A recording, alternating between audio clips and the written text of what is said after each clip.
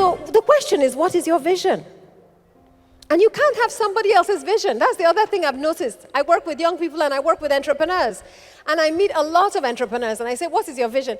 They say, well, I want to go into oil and gas. Why? Well, 2 of my friends are into oil and gas and they're hammering.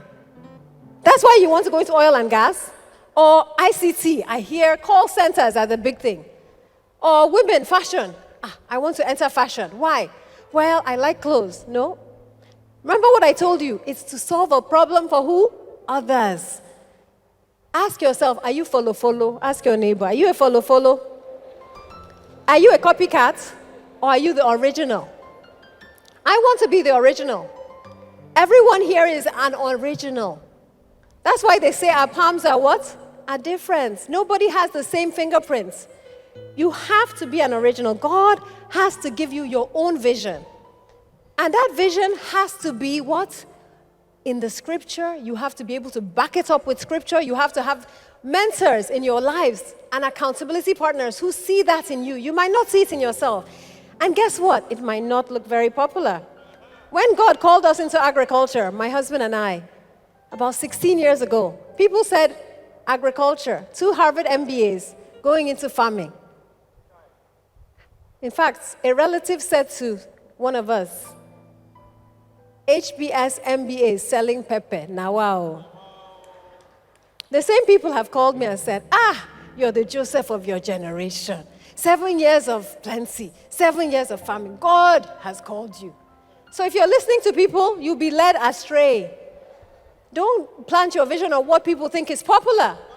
What God has called you to do might seem like laborer's work, might be below you in the mind of other people. Do you understand? You should be sitting in an office with AC. I remember the first day my husband came into the factory, he was still wearing his corporate wear, and he wanted a place to hang up his suit. By the time he had been there for 2 weeks, he was wearing traditional. Right? I lost my shoe once in mile 12.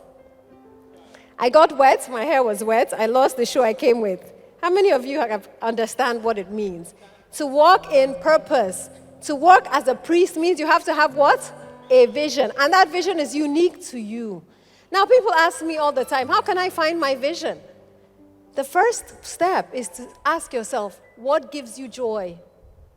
What comes naturally to you that people have observed in you? Or what makes you angry? For all the things I've started, it wasn't joy, it was anger. Right? I was angry that young people were considered leaders of tomorrow. The people who told us we're leaders of tomorrow told us in their 20s, in our 30s, in our 40s, 50s, and they're still there telling us you're leaders of tomorrow. And I wondered, what does tomorrow hold when the life expectancy is 57 in this country? If we wait till we're in our 50s, we'll be dead. So I decided to start an organization to teach young people they could be leaders of today and tomorrow. Do you understand? That was what LEAP was focused on. It was anger. I thought they've told us a lie and we have to retrace our steps. And what got me into food and agriculture? Hunger. That we are naturally endowed for agricultural excellence. How many of you have things growing up in your backyard you didn't plant?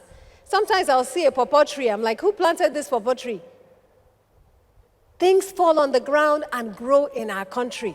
And yet we're importing food. And yet food is unaffordable for the average person. 84% of Nigerians cannot afford a healthy diet. 1 out of 3 Nigerian children is stunted. Doesn't that make you angry? When we can feed ourselves and the world? And do you know why we're hungry? A lot of bad policies, because some of you have refused to step into government when God has called you. Some of us are letting other people enter those positions when God has called us to be in those positions. So what is your vision? What is your vision for Nigeria? What's your vision for successful business? What's your vision for a successful life? So that's V, vision. You have to have a vision. Number 2, view, remember, is I. And I loved when my sister prayed this morning. I said she has already preached my sermon. I is for following instructions, obedience. She talked about it. She talked about the donkey in her prayer, for those who were listening.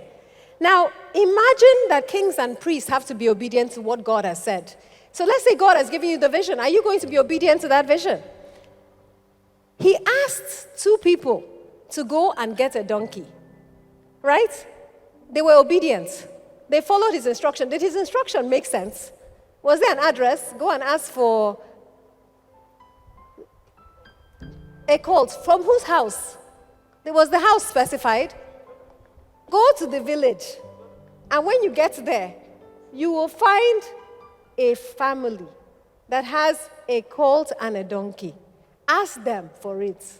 If you are the one being sent on that errand, what will you say? Please, I need a name. I don't want to look stupid. GPS location, phone number, something. And then you're asking me to ask them for something with nothing in return, no money. You're not giving me money. You're just saying, go and ask. How many of you will say, no, that errand doesn't sound right? How many of you have God sent on an errand that you said doesn't sound right? It doesn't sound right. You have not told me the full thing. I can't go. Some of us are afraid and too fearful. Or we need to see the full picture before we start going. That is the biggest problem holding priests and kings back in Nigeria and in the world. I talk to people of God. They say, Ndidi, why do you start all these organizations? Because I don't have any, I'm not afraid. Because I have trust in who?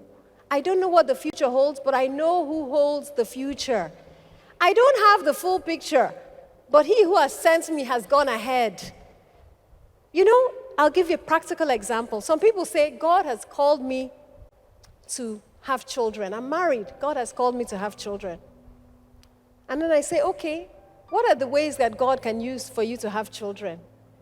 You can give birth to them by carrying them in your tummy. 1, you can adopt. 2, you can actually have spiritual children serving the congregation. Do you understand? You can have somebody else's a relative who's passed on, and you can take their children and raise them. Is there one way to have children? But I talk to people in the church, and they say, no, there's only one way. I'm like, are you kidding me? You are limiting God. And those who have decided, you know what, I can adopt or I can use any of the other 4 methods, the minute they do that, they have their own biological children. This has happened to 4 people I know. So why are you limiting God? Why is there the only one way? And we can go through the path. Oh, I won't start a business until I have at least 10 million in the bank. I won't leave my job until I have 5 investors who have stood by me. I will not. There's a friend I've told her, please, stop calling me. Because your answer to everything God lays in my heart that I should tell you is, oh, I have children to feed. I have school fees to pay. I said, you trust God, but you keep on saying that. You're holding on to a clutch. You're holding on to what? A clutch. And God cannot bless you and use you if you're holding tightly to what you know. Release it and let him show you what he has in store for you. Release it. Release it. It's a very, very important principle. Ask your neighbor, release it.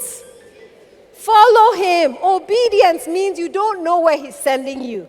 But if he's sending you, and you know he's the one sending you, he will equip you. He will provide for you, and he'll sustain you. You know, with the businesses we've started, every time we wanted to give up, and we wanted to give up many times, and my sister, who is in the audience, can tell you, will say, God, this is your business. Is it not your business? Come and fight for us. Come and show yourself faithful. You sent us. Did we send ourselves?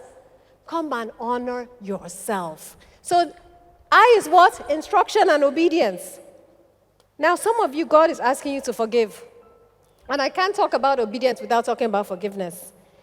God is asking you to forgive. And every time I come on this podium, God tells me, you have to tell the people of God they have to forgive other people. Tell your neighbor, forgive other people. Forgive other people. You know, there was a story. When we first moved to Lagos, we lived in VGC. And we used to contribute money for our gate man's salary. And unfortunately, one of our neighbors was collecting but not remitting to the gate man. So I stopped talking to them. I was angry. You're holding back money for the gate man. So one day I came to this church and God said to me, you have to go and ask them for forgiveness for keeping malice. And they came to this church. And I went and said, I'm sorry. I'm sorry for keeping malice. I'm sorry for being angry and not talking to you. And it was a release, and God blessed me. Who do you need to ask for forgiveness today? Obedience. Don't say that you didn't hear from God. You've heard from God. Ndidi has been sent by God to tell you there's somebody who you're angry at. They've done something to you. You're justified in some way, but it's not your issue. It's God's issue. Ask them for forgiveness. Because by keeping malice, not picking their calls, ignoring them, giving them the cold shoulder, what have you done? You've blocked your blessing and you've been disobedient. So I is what? Instructions. Follow the instructions.